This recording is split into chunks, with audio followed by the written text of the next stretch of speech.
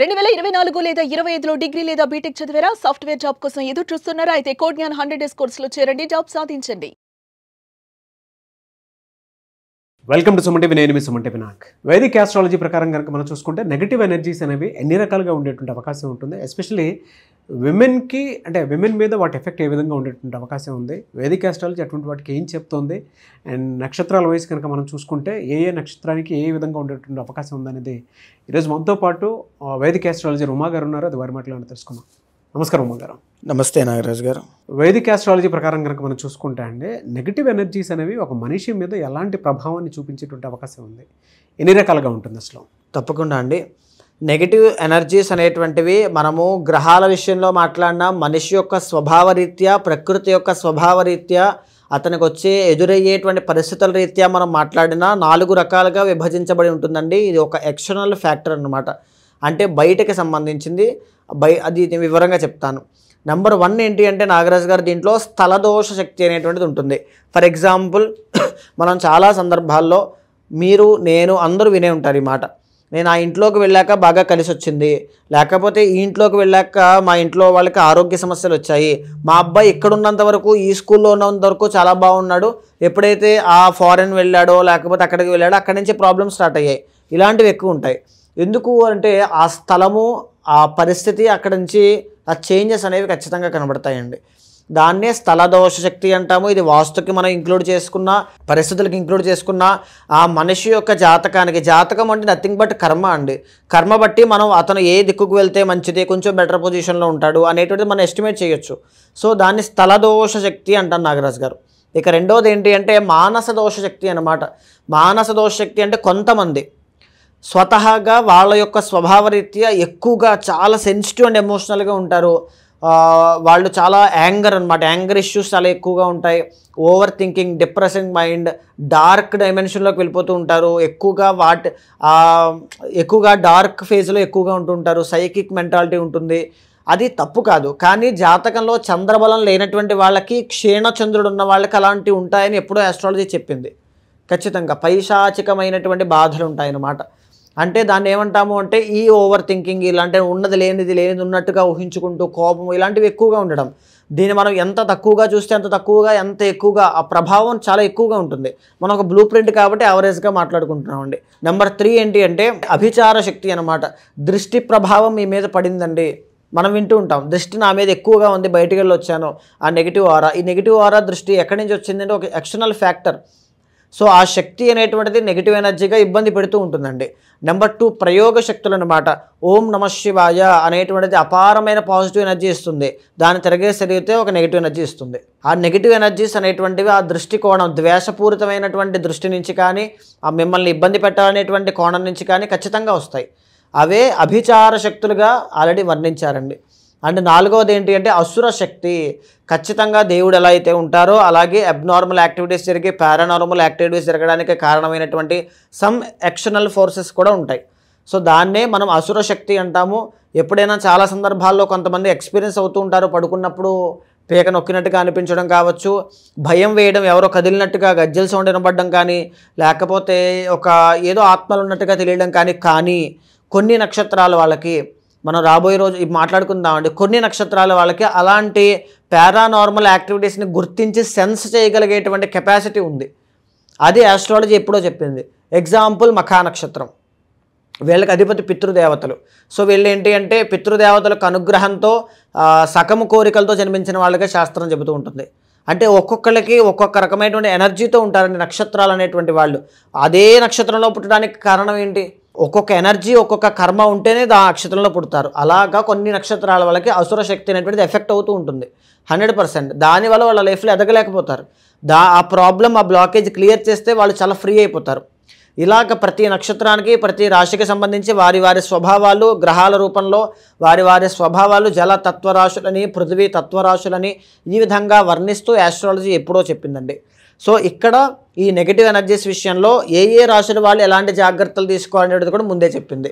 ఏ రాశుల వాళ్ళు ఏ నక్షత్రాల వాళ్ళు ఎలాంటి జాగ్రత్తలు తీసుకోవాలి, ఎక్కడెక్కడ ఏ టైంలో వాళ్ళు ఇబ్బంది పడతారు, ఏ గ్రహ దశల్లో వాళ్ళు ఇబ్బంది పడతారు అనేటువంటిది కూడా చెప్పబడి ఉందండి. మీరు చెప్పిన దాని ప్రకారం అయితే పుష్యమి నక్షత్రం వారికి కనుక మనం చూసుకోవాలనుకుంటే అండి, ఎస్పెషల్లీ విమెన్కి అక్టోబర్ నుంచి డిసెంబర్ వరకు ఈ నెగిటివ్ ఎనర్జీ ఫోర్స్ ఏ విధంగా ఉండేటువంటి అవకాశం ఉంటుందంటారు? తప్పకుండా నాగరాజు గారు, పుష్యమి నక్షత్రము అంటే అధిపతి శని అండి. కర్కాటక రాశికి సంబంధించినటువంటి నక్షత్రం పుష్యమి నక్షత్రము.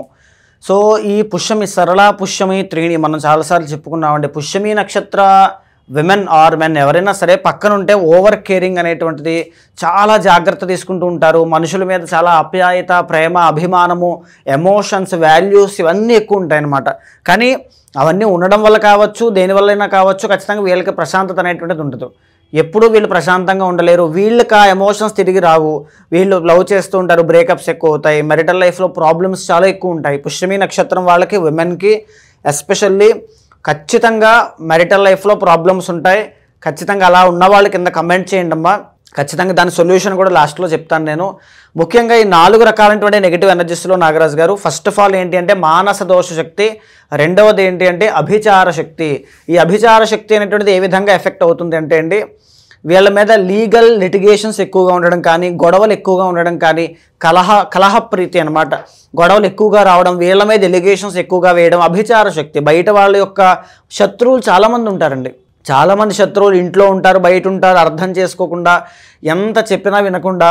సో ఈ రకంగా వీళ్ళకి పరిస్థితులన్నీ కూడా తారుమారు అయిపోతూ ఉంటాయండి. శని అధిపతి కాబట్టి, అంటే లీగల్గా గవర్నమెంట్ సంబంధించిన ట్యాక్సెస్ కానీ, ఫైన్స్ కానీ, లీగల్ లిటిగేషన్స్ కానీ, ఐదర్ ఖచ్చితంగా మ్యారిటల్ లైఫ్లో విడిపోవాలి అని కోరుకుంటూ కూడా అది విడిపోతామా, ఉంటామా, డైవర్స్ వస్తుందా రాదా, ఇంతకాలం 10 సంవత్సరాలైంది లేకపోతే 4 సంవత్సరాలైంది, ఇలాగ డ్రాగ్ చేస్తూ దాంట్లో పడి ఇబ్బంది పడుతూ ఉంటారండి పుష్యమి నక్షత్రం వాళ్ళకి. జనరల్లీ అభిచార శక్తి అనమాట.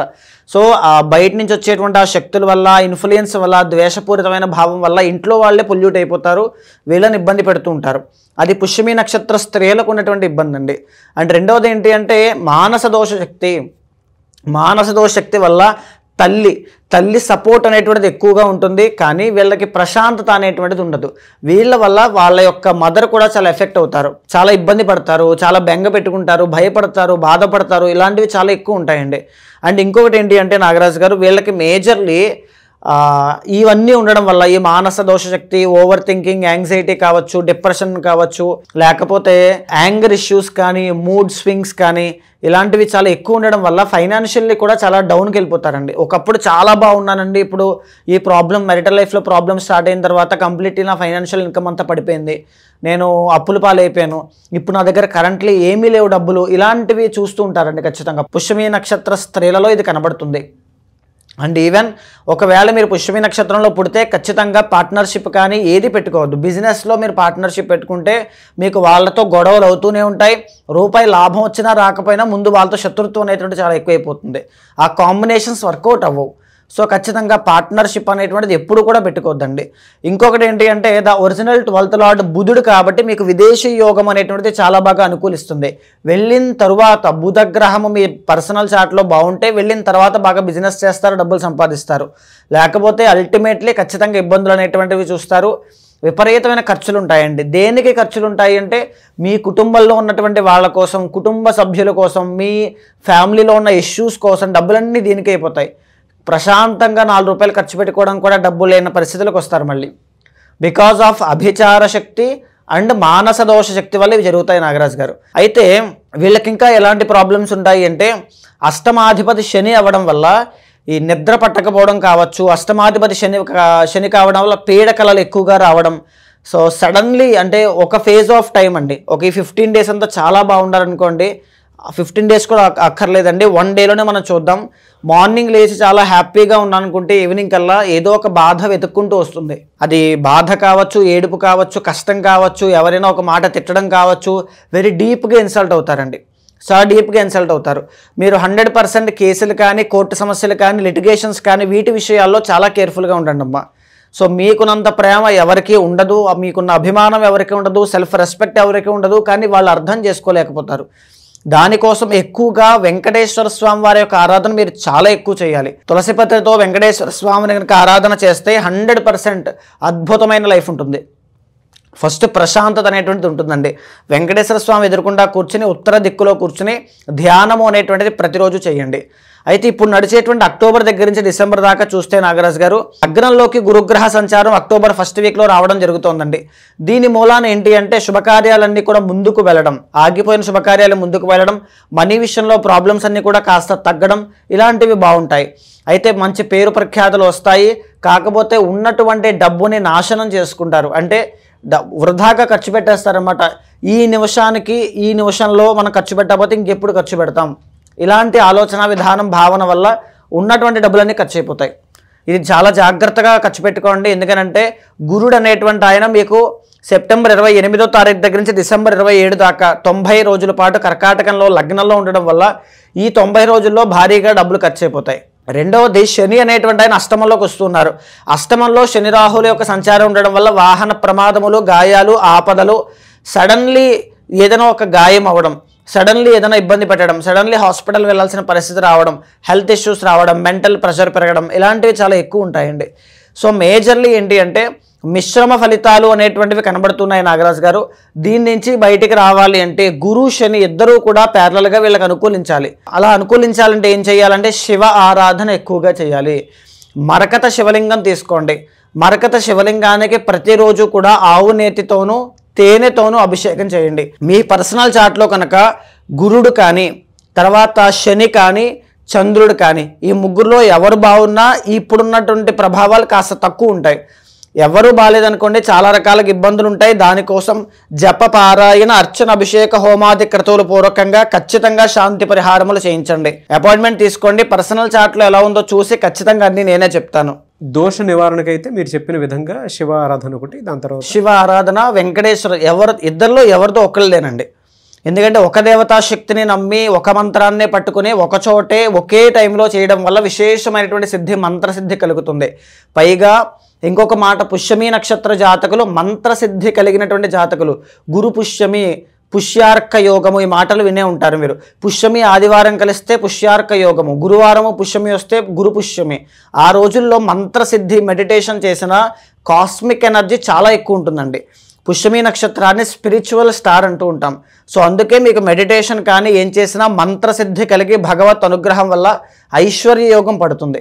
రెమెడీస్ ఏమైనా ఉంటాయండి? అంటే మీరు చెప్పిన దాని ప్రకారం కనుక మనం చూసుకుంటే కొంతమందికి ఏంటంటే పర్సనల్ చాట్ త్రూ మిమ్మల్ని వచ్చి కలవాలనుకునేటువంటి వాళ్ళు ఉంటారు. వీటికి రెమెడీస్ ఏ విధంగా ఉంటాయి, మిమ్మల్ని ఎలా అప్రోచ్ అవ్వాలి? తప్పకుండా అండి.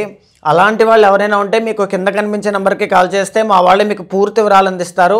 మీ యొక్క జాతకాన్ని చూసిన తర్వాత చాలామంది నాకు వచ్చినటువంటి వాళ్ళలో కావచ్చు, నేను చూసిన వాళ్ళలో కావచ్చు, నేను సరైన వృత్తిలోకి వెళ్ళకపోవడానికి నా తల్లిదండ్రులే కారణం, లేకపోతే నేను నా జీవితం ఎలా ఉండడానికి ఆ దేవుడే కారణం అనేటువంటి ఒక రాంగ్ డైరెక్షన్లో ఆలోచించడం మొదలుపెట్టి వాళ్ళ జీవితాన్ని వాళ్ళే నాశనం చేసుకుంటూ ముందుకు వెళ్తారండి. అదే పాస్ట్ లైఫ్లో వాళ్ళు కరెక్ట్గా ఏ డైరెక్షన్లోకి వెళ్తే బాగుంటుందో వాళ్ళకి తెలిసినట్లయితే ఇప్పుడు ఆ కర్మ అనుభవించేవారే కాదేమో. సో అలా ఎవరున్నా సరే ఖచ్చితంగా మీ వెనకాల నేను ఉంటాను. ఒక బ్రదర్లా కావచ్చు, ఫ్యామిలీ మెంబర్లా కావచ్చు, లేకపోతే ఒక ఆస్ట్రాలజర్లా కావచ్చు, మెంటర్లా కావచ్చు. మీ జాతకాన్ని చూసిన తర్వాత గోచారంతో సమన్వయం చేస్తూ ఏదైనా దోషాలుంటే శాంతి పరిహారములు ఆచరింపజేసి భగవత్ అనుగ్రహం కలిగేలా చేస్తాను. Ravi sir, thank you so much ఉమాగారు. నమస్తే అండి. చూసారు కదండి వీడియో. ఈ వీడియోపై మీ అభిప్రాయం కమెంట్ బాక్స్లో పోస్ట్ చేయండి. ముఖ్యంగా మీరు కనుక మీ పర్సనల్ చార్ట్ త్రూ విద్య, ఉద్యోగం, వ్యాపారం, ఆర్థికం లాంటి విషయాల్లో అసలు మీకు ఏ విధంగా ఉంది అండ్ ఎలా ఉంటే మేము లైఫ్ని బెటర్గా పర్ఫామ్ చేయగలుగుతాము అనేటువంటి విషయాలు కనుక ముందే తెలుసుకొని ఏదైనా దోషాలు ఉంటే దాన్ని క్లియర్ చేసుకుందాము అనుకునేటువంటి వాళ్ళు, వేదిక్ ఆస్ట్రాలజీ త్రూ ముందుకు వెళ్ళాలి అనుకునేటువంటి వాళ్ళు ఉమాగారిని సంప్రదించాలి అనుకుంటే స్క్రీన్ మీద మీకు కాంటాక్ట్ నెంబర్ కనిపిస్తుంది. దాన్ని మీరు కాల్ ఆర్ మెసేజ్ వాట్సాప్ చేసి వెంటనే అపాయింట్మెంట్ బుక్ చేసుకోండి. ఈ వీడియో లైక్ చేయండి, షేర్ మాత్రం తప్పకుండా చేయండి. ఇలాంటి మరిన్ని వీడియోస్ కోసం మా ఛానల్ ఫాలో అవ్వండి. Thank you.